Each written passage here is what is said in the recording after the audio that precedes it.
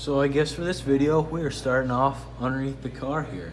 I know, exciting, but it's actually somewhat exciting for me at least because I finally get to undercoat this, which number one means the engine can go in after this, or back in after this, and number two, this will finally all be one solid color and somewhat protected from the winter here. Now, undercoating obviously isn't end all be all, but we'll do some protection, and like I did last winter, if I go ahead and power wash the underside a couple times a week, I think we'll be good. So the reason I'm showing you guys this is kind of a beforehand, well, not really beforehand, but we went through the other night. Actually, my dad did. He did the whole back section here. I did the front section. Wire wheeled all the loose stuff off. So you can see there's still some of that factory undercoating on there. That's protected, the orange paint, which that looks pretty cool. You can see some of the factory orange paint there. So stuff that didn't really necessarily flake off with the wire wheel, just kind of left on. We'll go ahead and undercoat underneath that. But yeah, all this under here was pretty dirty. So I spent a lot of time cleaning and scraping, and then went ahead and threw some rust converter on it all the other night. There was a lot of spots that went down to bare metal, so I had to prime those, like that cross member up there. I'll go ahead and paint all those black. And then after I do that, then we can get on to actually putting some undercoating on this junk. So I went ahead and let this undercoating here dry for just about 2 days in order for it to like fully secure and dry. I'm pretty happy with it. I just went ahead and took all the tape off, so I'll show you guys what it looks like here. Starting off with the engine bay here, I basically just took the undercoating line up to where the firewall is. So kind of that pinch weld there, just went based off that. And I think that looks really nice. I did the inner wheel wells here too, basically everything underneath the car. Did the bottom side of the frame rails as well there, and then it just obviously goes all the way back here underneath the floor, and obviously all the way to the back there. I'll see if I can get like a close-up good picture. That's kind of what the texture is on it. It's not anything crazy like a rock bed liner, like a rhino liner or anything like that. I did not want that. I more or less just wanted one uniform color underneath the entire car that also was some sort of like rust protector. So this stuff actually worked out pretty good. It's like a nice satin color. I dig it. Man, the bottom side of this car is gonna be nicer than the outside. But moving back here, that's just with the back looks, and those shock tab stud bolt thingies, don't worry, I'm gonna paint those too. I'm not just gonna leave those rusty. I just had to tape over them. I don't know why I didn't take them off thinking back. I honestly don't know. But yeah, I dig it. You can still see some of that factory undercoating. We just went right over some of that thicker stuff. So it'll work. I'm pretty happy with this stuff. I dig it. And this is the actual stuff here I use, this 3M undercoating stage 4, whatever that means. I don't know, they got different stages, but this stuff seemed to work the best. Had some recommendations from a couple buddies, and then was looking online, and I don't know, it just seemed easy simply because it's in a little can like this. It sprays on really easily. Although one thing I will admit, I went through maybe 12 cans just doing the bottom side of the car. Yeah, you go through these cans pretty quick. So it might have just been worth it to like grab a gallon or something with a spray gun and just do the entire bottom side. But I honestly didn't think it was gonna take this many. So I just ordered a big box of it off Amazon a couple months ago. Had like, I don't know, 8 cans I think, and then AutoZone also carries it, so when I ran out, just went there. But yeah, price-wise, probably was the same as going out and getting like a gallon thing, you know, with like a hose and kind of doing that. But yeah, and I keep that in mind for next time, although I'm not sure if I ever want to do this again. As you can see, the garage floor here is a mess, so I will be spending probably an hour or two scraping this and trying to wipe off all that. And that is even with laying tarps down. Oh boy. And on the less entertaining side of things, in the basement here, we have our little assembly line of all our rear suspension pieces. So blew the entire rear suspension apart, wire wheeled everything, threw some rust converter on it, primed and painted all the little nuts and bolts in here. So I'm hoping this will shine up the bottom side without a doubt. And then I also went ahead and painted the K-member here. This guy turned out pretty good. I'm happy with it. I think I'm gonna go ahead and toss this on the car now. I don't really remember where I left off of this video, but I think all I've shown so far is basically undercoating the bottom side. I know, very exciting, but this here actually is exciting. Ta-da! Engine is back in the car, hopefully for the last time. Yeah, that's pretty sick. I was kind of tired of waiting and want to get in there because I feel like for the past month, not that we haven't got anything done, but just doing all these projects, kind of jumping around here and there. It's like, I don't know, the whole point is the engine swap, right? To get the engine in the car, but obviously a lot of stuff has to go in there beforehand, and a lot of fab projects that take time. So the engine's in. That looks so cool in there. I love it. The color is, looks so cool. I just love how these engines look. That intake, it's beautiful. I'm gonna be swapping out this water pump with an F-body one I actually got over there, because this water pump neck, it's just ugly, and now that I got the lower profile intake, obviously it's not gonna work with the throttle body there, and I was kind of mocking up this intake pipe, which I can already tell you it's gonna have to be trimmed to go back.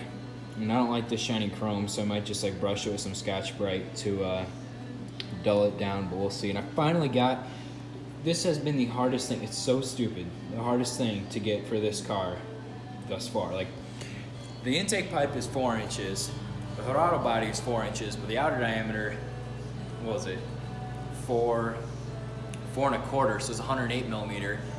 So I need a reducer that goes from 108 to 102, but I didn't really like how the reducers looked, and 2 of them that I got beforehand didn't fit. So I don't know, I waited literally a month and a half for this thing and it works, so we'll go with it. It honestly doesn't look too bad. I like it. So I also got the K-member in. Just kind of got some studs through there holding the engine up with some blocks underneath it for now. I still got to get some actual bolts for it. These are just the mock-up ones, but it all fits relatively well. I like it. It was hard not scratching any of this up and kind of actually be careful now. So next step, I think, is to start reassembling all that rear suspension stuff I showed you guys.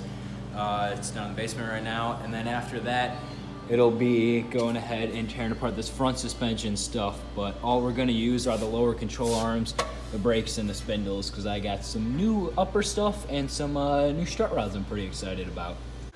I'm well aware that this video is all over the place with multiple different projects, but that's kind of how it's gonna be from now on, because just jumping around doing different things, trying to get this thing going. So tonight, went ahead, tore apart the entire front suspension here, and all my QA1 stuff showed up, so that's pretty sweet. Got the upper control arms in there, and then the strut rods with the Heim joints on the end. So I'm pretty excited to use those. You can see here we boxed in the lowers, year and a half ago now, when we first put these on. So lowers are gonna be plenty good. Plus the lowers, the aftermarket stuff was pretty expensive, and I don't see an issue with these. It's just these upper stamped steel stuff it's pretty flimsy. So hopefully between those, I think I'm gonna do new torsion bars too. I think it's just gonna be the way to go. Between those two things, this car should handle a lot better, I'm hoping. And then, oh yeah, another thing, got the fuel rails on, made little brackets for those.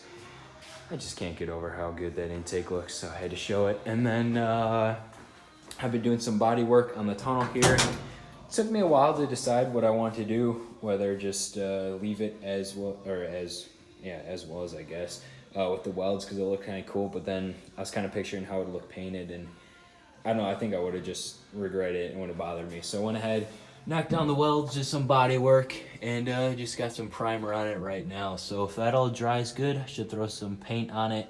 And then I am gonna redo my awesome little grip tape floor mats. I just had to take them off because I was painting this. So those things lasted me almost 2 winters, yeah, all through last winter.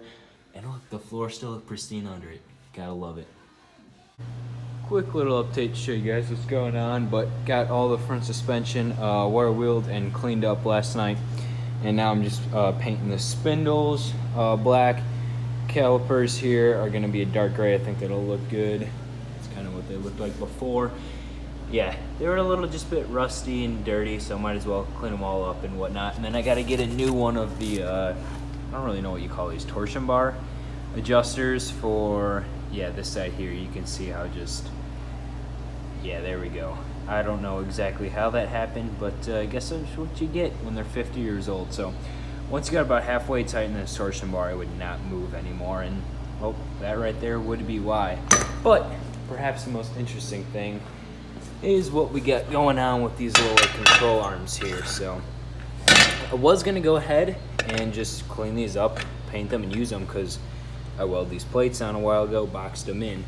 But looking at them yesterday, I noticed one thing. Let's see. A little tricky to tell. Might be better to flip them around here. Yeah, there we go. Okay. Good, not good. I have no clue how this one twisted, but that's twisted quite a bit there. And looking at some other pictures from before, and I'd like almost positive it wasn't like this before, otherwise we would have caught it.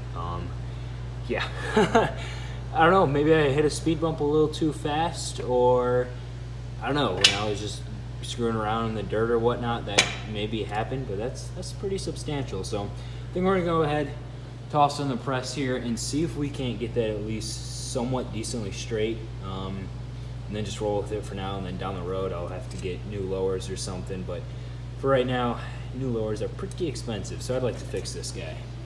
I know this video is kind of all over the place and essentially pointless, but it's just how the process goes sometimes. Some of these little projects aren't as exciting as physically putting the engine in or, you know, fabbing the trans tunnel.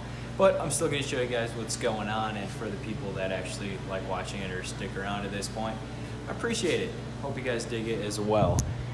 Today got a decent amount done, kind of happy where we're at. So I've been working on these guys all week, just painting them, cleaning them up, and they look brand new. Turns out that we never really painted half the stuff because I guess we thought it had some coating on it, and it didn't. So yeah, it all got nice flash rusted. But yeah, rotors here, those little like hub parts, whatever you want to call them, that have the studs on them, pre-painted those. Got the backing plates already painted, the spindles. So calipers will go on. We can assemble all that, and I can put my new shiny upper A-arms on there, which I'm happy about. What else? Oh yeah, got the grill on, got the headlight harness on. I'm just kind of laying the harness for this here until we get to that stage. You know, other little pointless stuff like wiper motor, master on there, just kind of mocking up the air cleaner and whatnot. I'm not sure if I'm gonna leave this shiny like chrome like this or give it like a brushed look. That's really not important right now. But oh yeah, the other night I got the floor all painted orange. I'm really happy. I decided to smooth that out and do some body work. I dig it. That turned out well. Next up for the interior, I'm gonna do my like grip tape formats again, so I can go ahead and do that. And then we're not gonna put the column in until I get the steering box. I think I got one picked out. Grab the light here. Doo-doo. And then we started tossing the rear suspension in, so we just got the leafs up in there. Rear end still sitting back there. Which brings me to my next point. I don't know. Part of me wants to just clean this one up. It needs a new axle seal on this side, and then just toss it in there. And then the other part of me doesn't want to do all this work just to have an open diff in the end. So I don't know. I might just clean that one up, just toss another coat of paint on it, make it look shiny like the rest of this stuff. Toss it in the car for now, and then, I don't know, buy another 8 1/4 and build it with a posi and bigger axles and whatnot, and put discs on the back, rather than do all that now and potentially, you know, delay the car getting back on the road. So we'll see. I gotta decide what I'm gonna do, but right now I'm kind of leaning towards just tossing that back in for now and then rolling with it for, I don't know, however many months until I can build another one. Because at that point, that's literally a day swap. That's a couple hours, if that. That's pretty simple. So I'm happy with how this is all looking so far. It's all looking nice and clean. It's definitely making the assembly portion of everything go back together a lot easier. And that's pretty much all the updates I got. I know, like I said, it was kind of pointless, but oh well. The boxes of parts here are dwindling down, which is a good sign. And hopefully sooner or later, this junk will be back on the road.